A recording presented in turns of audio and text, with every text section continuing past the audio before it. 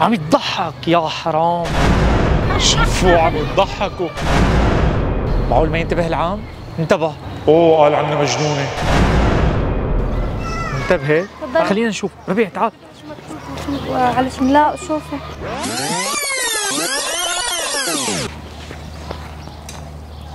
أنا غبية.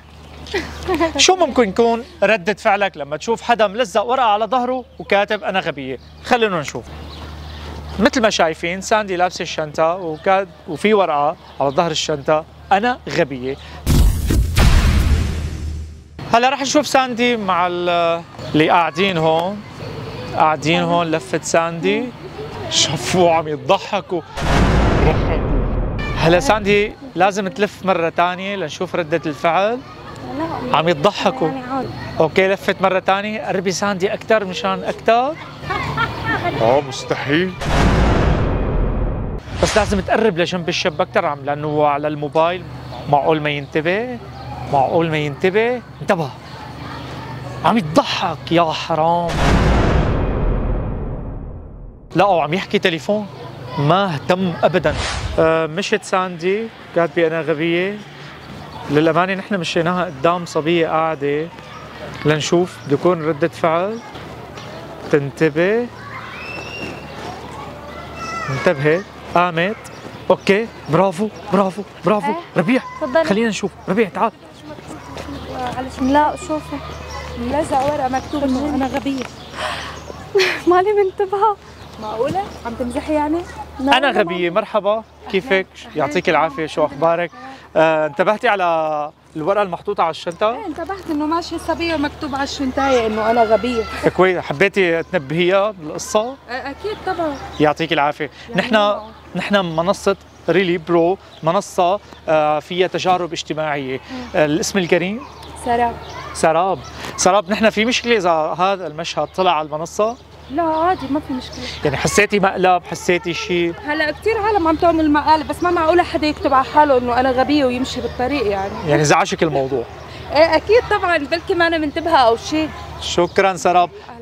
للكاميرا. شكرا سلام. شكرا لك. نحن خايفين يحفظوها العالم ويشوفوها بالشارع يقولوا انه هي اللي كتبت انا غبية. معقول ما ينتبه العام؟ انتبه. اوه قال عنا مجنونة. يس.